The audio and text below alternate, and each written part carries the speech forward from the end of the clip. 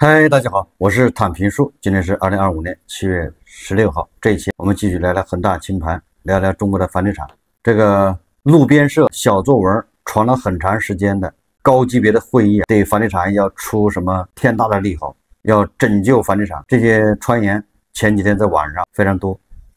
这个传言中的会议好像已经开完了，叫中央城市工作会议。时隔10年，中央城市工作会议再度召开。那这个会议到底开了些什么内容？我们看央视怎么报道的，大家看视频。此次中央城市工作会议明确提出，城市工作必须在理念与实践上实现5个转变，并相应做到5个更加注重，即城市工作要深刻把握主动适应形势变化，转变城市发展理念，更加注重以人为本，转变城市发展方式，更加注重集约高效，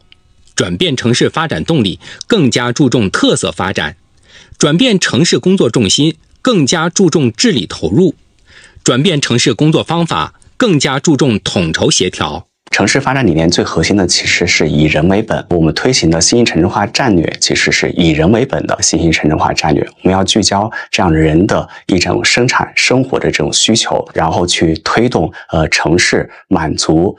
各种不同群体的生活生产的这样需求，然后去推动这个城市更好的发展、更好的建设。这是一个城市发展理念的转变。专家表示，此次中央城市工作会议部署了优化城市体系、全面推进城市更新行动，加强历史文化保护传承，提升城市治理现代化水平等核心任务，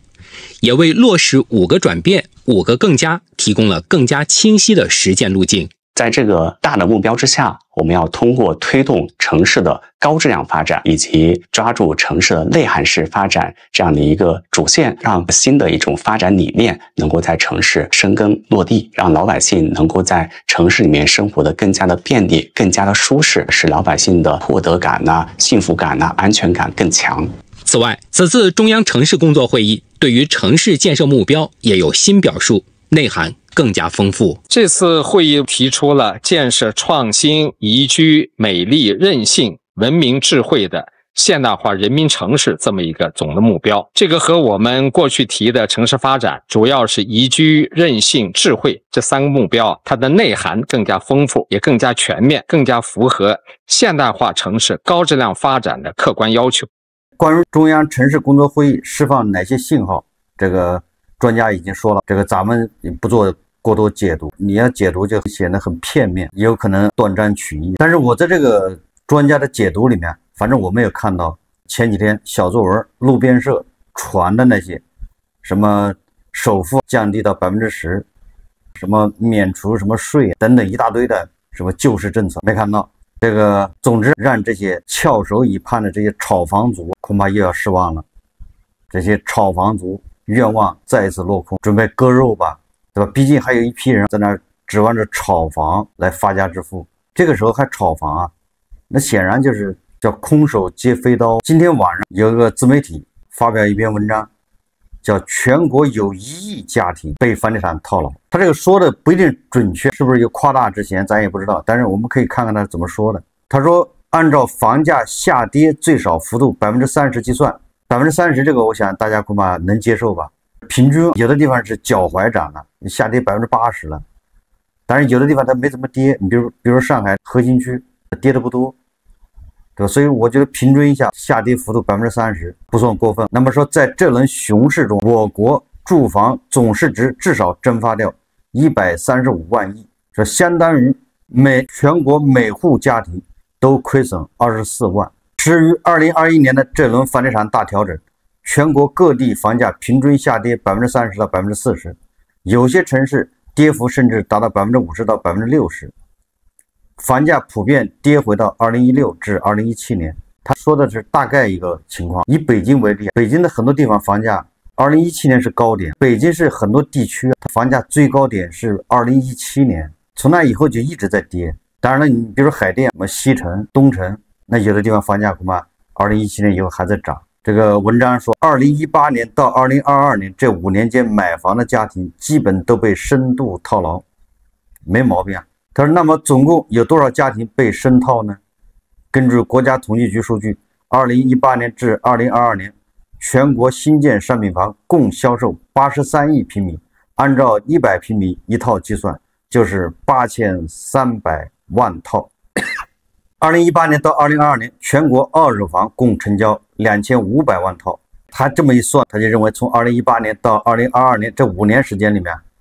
全国新房、二手房共卖掉1.08亿套。2024年末，全国共有家庭户4.94亿户。所以他得出个结论，说这轮房地产大调整，全国有22%的家庭，共1亿户被深度套牢。2021年，我国住房总市值450万亿元，按照房价下跌最少幅度30%计算，这轮熊市，我国住房总市值至少蒸发掉135万亿，相当于全国每户家庭都亏损24万。2024年，我国全年 GDP 135万亿，相当于蒸发掉一整年的 GDP。作为对比，他说美国2008年次贷危机，房地产市值蒸发也只有11万亿美元，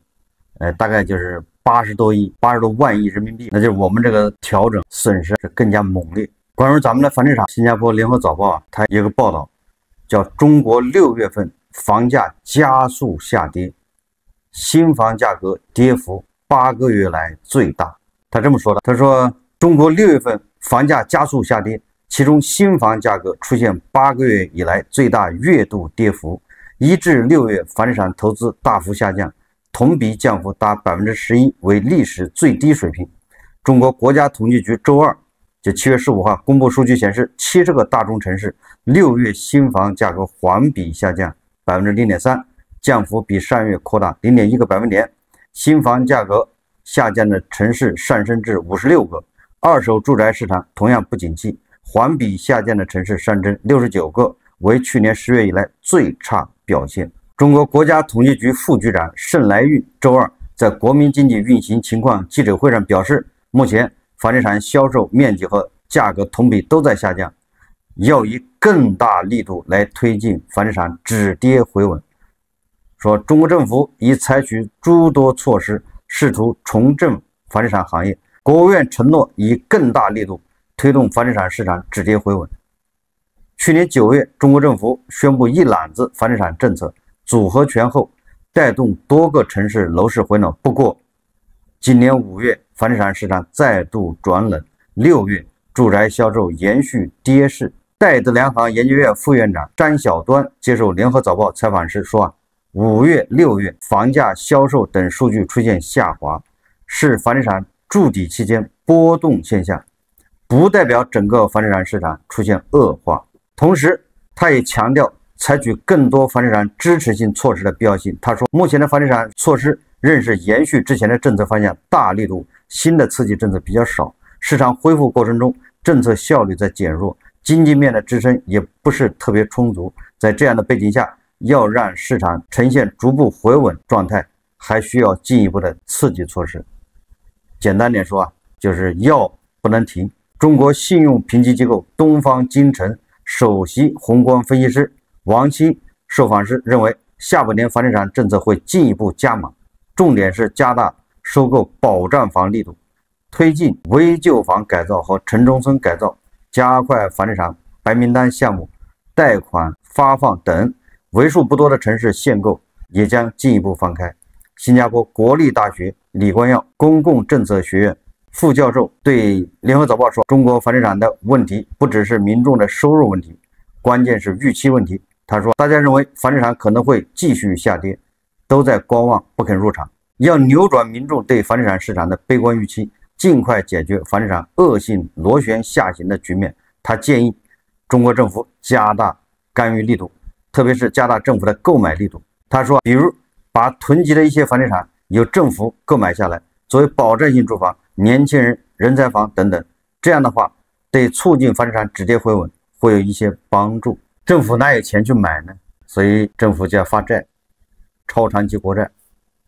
发债去买房，这房子以低于市场价，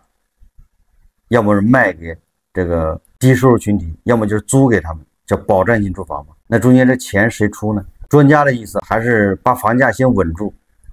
再想韭菜的收入问题。实际上要先考虑韭菜的顾虑，把韭菜的预期稳住，把韭菜的收入稳住，才能把房价稳住。我觉得应该反过来思考啊。在这一块，大摩的经济学家邢自强，我觉得他说的还是有一定道理啊。这个邢自强他在接受王波明采访，叫聊一波，他在这个节目里面说的，怎么样改善这个老百姓的预期，让老百姓敢花钱，说的还是有一定道理。大家看视频。降低他一些对未来后顾之忧的担心，比如说灵活用工人士、农民工或者农民，他享受到更好的医疗、教育，在大城市的看病更加容易了，甚至保障性住房我也可以申请到了。从改革开放以后啊，到19年，咱们的居民储蓄啊，达到大概是70万亿左右。短短的从2020年。到去年，这银行储蓄整个翻了1倍，从70万亿到140万亿。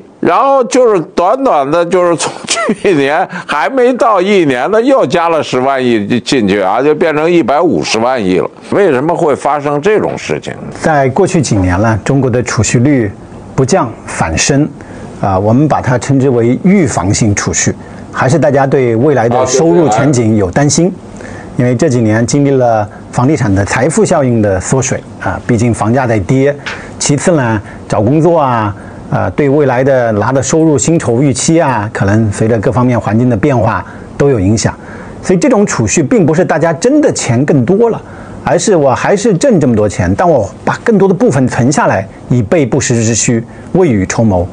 这个预防性储蓄对经济运行来讲，当然不是什么太好的事儿。对，它也反映在硬币的另外一面，消费不足嘛。对，消费不足。但是怎么去打破这个现象，可能不能头痛一痛，脚痛一脚。当然，现在呢，很多人建议就是说，在消费领域临时给一些刺激啊，消费券啊，我觉得这些都是太短期的，可能中长期来讲，背后的核心因素之一是对社会保障体系进一步健全要更有信心。比如说，灵活用工人士、农民工或者农民，他享受到更好的医疗、教育，小孩入园更加方便了。那么我自己在大城市的看病更加容易了，甚至保障性住房我也可以申请到了。那么这一块呢，就可以降低他一些对未来后顾之忧的担心，释放出一定的消费潜力。养老保险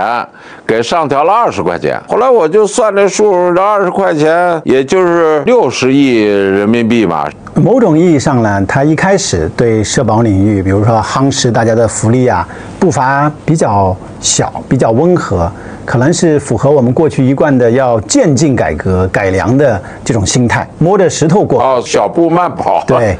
当然每年加20。我想这个背后也有几层思维定式的约束。首先就是对福利社会的担忧。那比如说西方，你像欧洲，可能福利是比较慷慨的，反而渐进的丧失了竞争力啊。比如说有的学者会提出来，西方这种是养懒人啊，我们不学他们。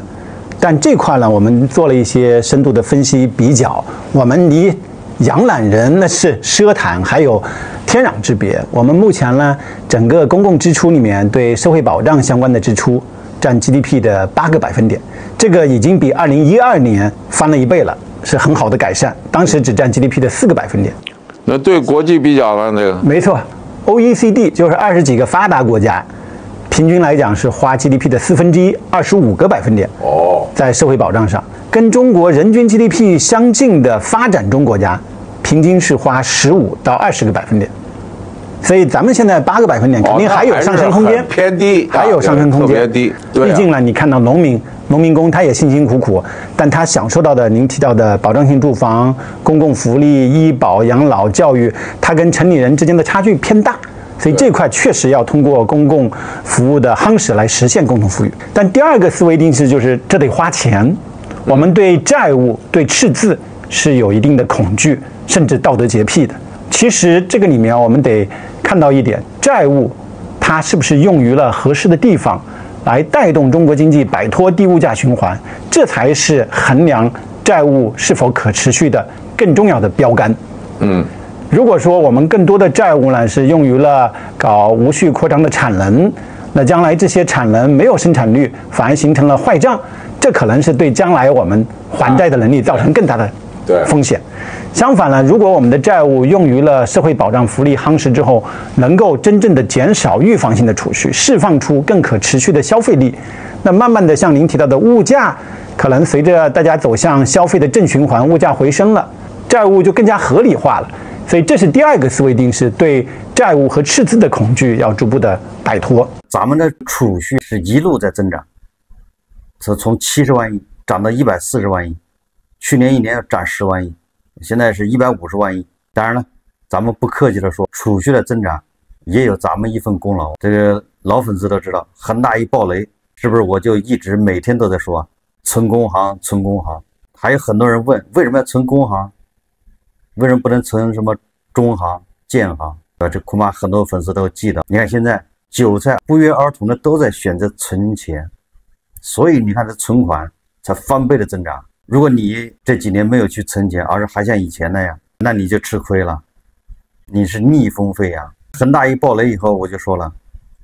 可以骗你的人，不能骗你的钱，坚决不投资。但是很遗憾的，我们的储蓄在增长，但是这个增长的背景是我们的收入在下降。什么意思？也就是我们在收入下降的情况下，还居然让储蓄增长了，那就说明我们把裤腰带勒得更紧了。也就是我们花钱花得更少，那也所以消费为什么低迷，为什么怎么刺激都没用，不就这个道理吗？我们现在收入在下降，结果我们存款还在增加，那就说明我们基本上能不花就不花了。以前觉得这个性价比好，这个价格便宜，我不管它要不要，咱也可能会买。现在已经是你再便宜我也不买，除非我真的有需要。已经变成这种消费观念，极简。当然了，连政府都在提倡过紧日子，过苦日子。禁酒令都下来了，你说咱们韭菜还好意思铺张浪费吗？所以咱们一边是收入在下降，在工资在降薪裁员，但是同时我们的存款还在增加。所以这个邢自强的认为消费刺激没有什么用，只能短期的刺激一下，解决不了大家的长期这个预期问题，大家还是不敢花钱。你还得从这个保障这一块，怎么样提高保障水平，完善这种保障体系，让这些韭菜没有什么后顾之忧。这个时候他可嘛愿意花钱。这个邢自强也一直说的无效投资啊，你与其把那个钱浪费了，投在没有收益的这个上面，你还不如把这钱用来改善大家的这个叫保障。这些专家老是建议政府发长期国债，去把那个开发商的房子买了，去把这个开发商手上的地给买回来，以此来把房价稳住。